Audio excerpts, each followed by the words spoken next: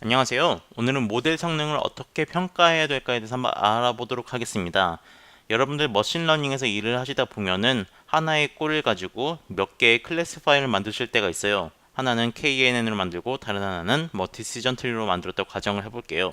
결국에는 두 개 중에서 어떤 것이 더 나은가 한번 판단을 할 때가 오겠죠. 마지막 부분에서요. 그때 우리가 사용하는 개념이 바로 accuracy, precision, recall, F1 score라는 개념들이 있습니다. 이 개념들에 대해서 한번 알아보도록 하겠습니다. 이전 강의에서 말씀드렸던 컨퓨전 매트릭스 조금 간략하게 보고 넘어갈게요. 여러분들이 클래시파이어를 하나 만들었고 이 클래시파이어가 바로 이 로봇입니다. 그래서 이 로봇이 알파벳을 봤을 때 뭐라고 대답하는지 우리가 이렇게 테이블에 기입을 하게 될 거예요.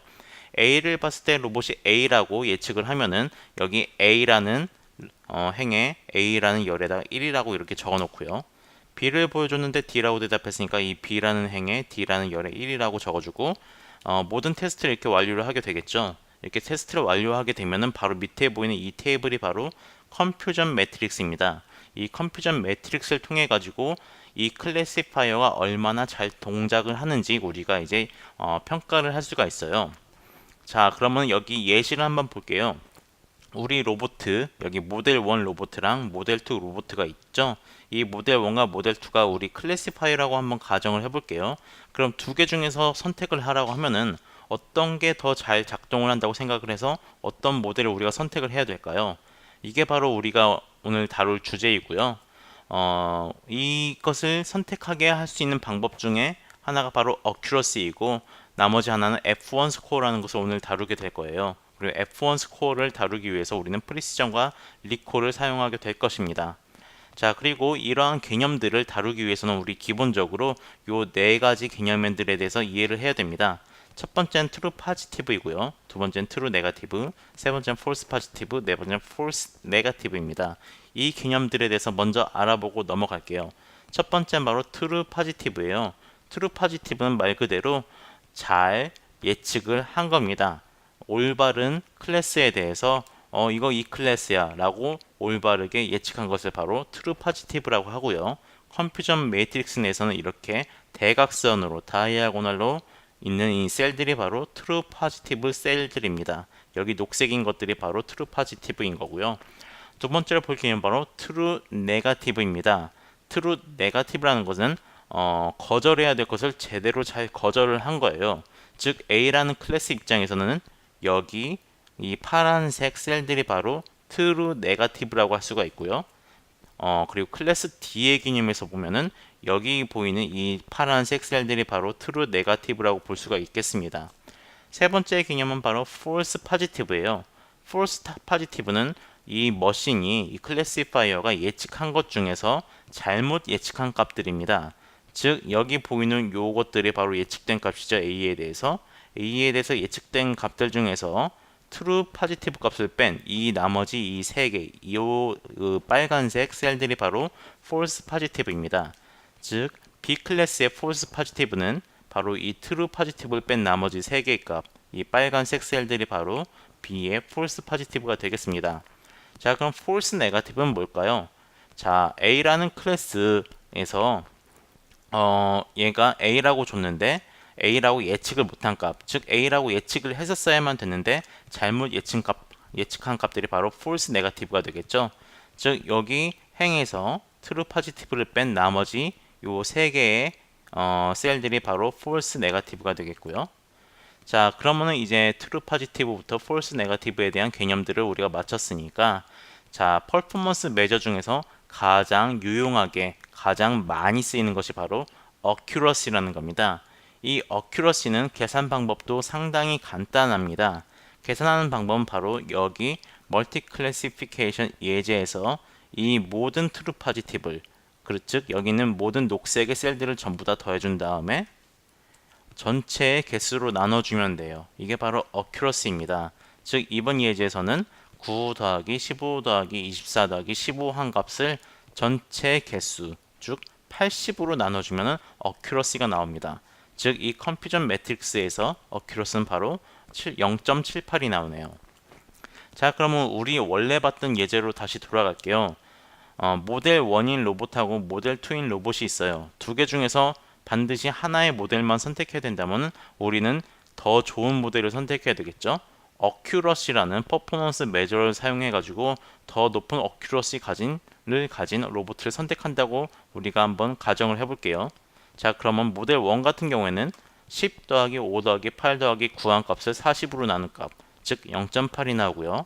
모델 2 같은 경우에는 8 더하기 7 더하기 9 더하기 5한 값을 40으로 나눈 값, 0.725가 나오네요.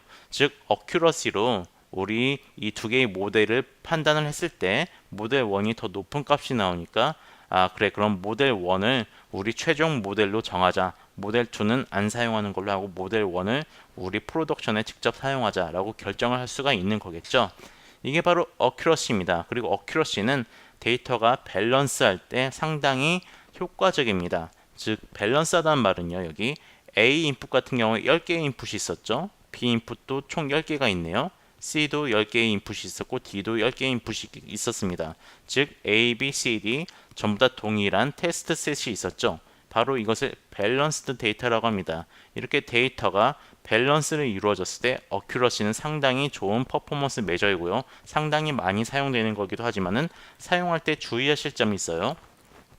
바로 데이터가 임밸런스 할 때입니다. 데이터가 밸런스를 맞추지 못하고 있을 때 어큐러시를 사용하면은 이 값이 자칫 잘못하면은 정확하지 않을 수가 있어요. 퍼포먼스가 나쁜데도 퍼포먼스가 좋다고 얘기를 할 수가 있어요. 어떤 경우냐면요. 여기 예제에서 보면은 A 같은 경우에 인풋 데이터가 총 200개가 있었죠. 그 와중에 B, C, D 같은 경우에 10개씩 밖에 데이터가 없었어요. 이러한 경우에서 모델 1 같은 경우에는 어큐러시가 0.547이 나왔고 모델 2 같은 경우에는 어큐러시가 0.87이 나왔네요. 즉 우리가 어큐러시로 모델을 판단한다고 생각을 했을 경우에 모델 2가 더 낫다고 얘기를 하는 거겠죠. 그리고 우리가 모델 2를 선택을 했다고 한번 가정을 해볼게요. 하지만 모델 2를 조금 더 깊게 보면요.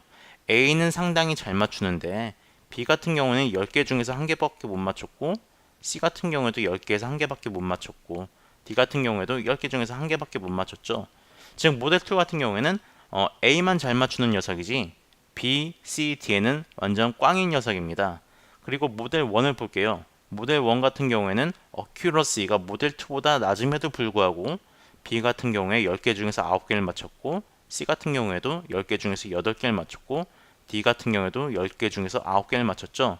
즉 모델 2보다 B, C, D에서 훨씬 압도적으로 프레딕션이 우수한 것을 볼 수가 있어요. A 같은 경우에도 200개 중에서 100개를 맞췄으니까 절반을 맞춘 거죠. 그럼 여러분은 어떻게 선택을 할까요? 모델 1이 날까요? 모델 2가 날까요? 저 같은 경우에는 모델 1이 더 낫다고 봅니다. 왜냐하면 전반적으로 A, B, C, D에 대해서 괜찮은 예측을 보여주고 있거든요.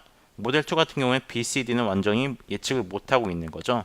즉 어큐러시를 사용했을 때는 모델 2가 더 낫다고 이렇게 수치가 높게 나오는데 이건 자칫 잘못하면 우리가 모델을 선택하는 데 있어 가지고 잘못된 방향으로 선택을 할 수 있다는 뜻이겠죠.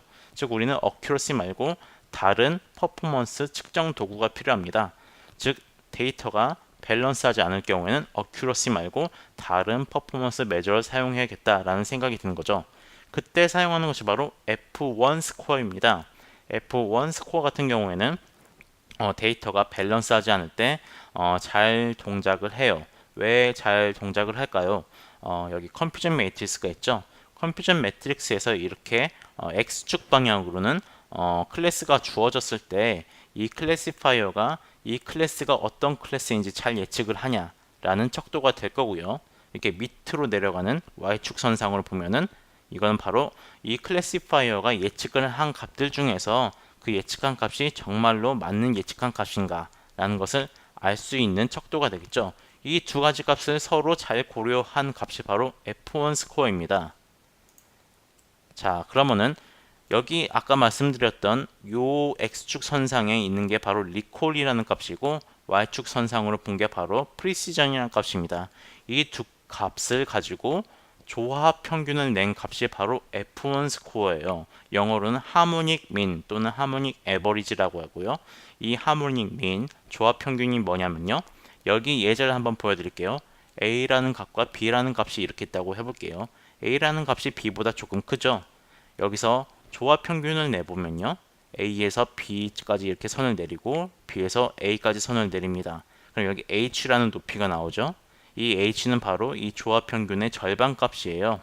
자, 그럼 여기 예제를 볼게요. A가 프리시전이었고 B가 리콜이었다고 가정을 했을 때 프리시전 값이 상당히 높다고 하더라도 여기 보면은 리콜에 가까운 값으로 H 값이 나오는 거 보이시죠? 또는 프리시전은 상당히 작고 리콜이 상당히 클 경우에도 자, 이 H 값은 프리시전에 가까운 값으로 나타내게 됩니다. 즉, 이 말은 뭐냐면은 이 조합 평균 하모닉 민을 사용했을 경우에는 뭔가 큰 값을 갖고 있는 것들에게 조금 더 이렇게 페널티를 주는 거예요. 해가지고 작은 값 위주로 이렇게 평균을 내는 거죠. 이러한 원리 때문에 뭔가 임밸런스한 데이터에서 어떤 값이 상당히 큼에도 불구하고 이 조합 평균은 뭔가 조화로운 평균을 준다는 거죠. 해서 밸런스된 데이터보다 임밸런스한 데이터에서 F1 스코어의 힘은 더 강력하게 나타냅니다. 밑에 보이는 게 바로 이 F1 스코어 조합 평균의 공식이 보이고요. 자, 이 F1 스코어를 계산하기 위해서는 프리시전과 리콜의 값을 먼저 계산을 해야 됩니다. 그래서 여기 프리시전을 먼저 계산한 것을 볼 수가 있어요. 자, 프리시전을 계산하려면 트루 포지티브와 폴스 포지티브의 값을 알아야 됩니다. 자, 클래스별로 볼게요. A의 트루 포지티브 값은 100이고요. 폴스 포지티브는 0 더하기 0 더하기 0이니까 0입니다. B의 트루 포지티브는 9이고요. 폴스 포지티브는 80 더하기 1 더하기 1이니까 82이고요. C의 트루 포지티브는 8이고요. 폴스 포지티브는 10 더하기 0 더하기 0입니다. 그리고 D의 트루 포지티브는 9이고요. 폴스 포지티브는 10 더하기 1 더하기 1입니다. 프리시전 같은 경우는 TP 더하기 FP 분의 TP입니다. TP는 트루 포지티브이고요. FP는 폴스 포지티브입니다. 즉 A의 프리시전은 1 그리고 B의 프리시전은 이렇고요. 전부 다 이렇습니다. 그래서 이 프리시전을 에버리지를 할 거예요. 저 같은 경우에 매크로 에버리지를 썼는데 여러분들 조금 더 깊게 공부하고 싶으면 마이크로 에버리지도 공부하시면 더 좋을 것 같아요. 자, 매크로 에버리지를 사용했을 경우에는 모든 프리시전들 전부 다 더해준 다음에 총 클래스의 개수로 나눠줍니다. 즉 4이지요. 하면은 0.492라는 프리시전이 나오고요. 같은 방법으로 리콜도 계산할 거예요. 리콜 계산할 때는 트루 포지티브와 폴스 네거티브를 알아야 돼요. 자, 여기 이측선상으로 봅니다. 이제 자, 이측선상으로 보는데 여기서 보면은 A의 트루 포지티브는 100이고요. 자, 폴스 네거티브는 80 더하기 10 더하기 10이죠. 해서 100이고요. 자, 그리고 B 같은 경우에는 트루 포지티브가 9이고 폴스 네거티브는 0 더하기 0 더하기 1이네요. 이런 식으로 A, B, C, D의 트루 포지티브와 폴스 네거티브를 알아낸 다음에 리콜 같은 경우에는 트루 포지티브 더하기 폴스 네거티브로 나눠주는 값이에요. 그래서 여기 리콜 값들이 전부 다 있습니다. A의 리콜 값, B의 리콜 값, C의 리콜 값, D의 리콜 값 있고요. 아까와 마찬가지로 매크로 에버리지라는 방법으로 리콜 값을 계산하면 이 모델의 리콜 값은 0.775가 나옵니다. 해서 이 모델 1의 F1 스코어는 이와 같은 하모닉 에버리지로 계산을 해주면요 0.601가 나오네요. 자, F1 스코어를 모델 2의 계산도 제가 이미 완료를 했습니다. 여러분들 직접 계산하시면 더 도움이 될 것 같고요. 보시는 것처럼 모델 1의 F1 스코어가 모델 2의 F1 스코어보다 높죠. 즉 이 임밸런스된 데이터에서 F1 스코어를 계산했을 때 모델 1이 모델 2보다 낫다라고 여기서 계산이 나온 거죠. 어큐러시 볼게요. 어큐러시 같은 경우에는 이 임밸런스 데이터에서 모델 2가 더 높게 나왔죠. 아까 보셨던 것처럼 모델 1은 A, B, C, D 전체적으로 괜찮은 예측을 보여주는 데 반해서 모델 2 같은 경우에는 A만 잘하지 B, C, D의 예측은 별로 안 좋은 모델이었습니다. 여기서 우리가 어큐러시가 모델 2가 높네 해서 모델 2를 선택하자 라고 하면 오상이 될 수가 있다는 뜻입니다. F1 스코어를 사용하면은 모델 1이 더 높은 점수이기 때문에 모델 1을 선택할 수 있는 가능성이 높아지는 거겠죠. 자, 결론입니다. 즉 데이터가 밸런스가 돼 있을 때는 어큐러시를 써라. 그럼 대충 여러분들 보통 맞는다. 그걸 따라가면 되는데 조심하셔야 될 거는 바로 이 데이터셋이 밸런스가 이루어지지 않았을 때 어떤 데이터는 상당히 많은데 다른 데이터는 상당히 적어요. 이럴 경우에는 여러분들 F1 스코어를 고려하시면 조금 더 모델을 선택하시는데 도움이 되지 않을까 싶습니다. 이번 비디오는 여기까지고요. 언제나 시청 감사합니다. 다음 비디오에서 또 만나 뵙도록 할게요.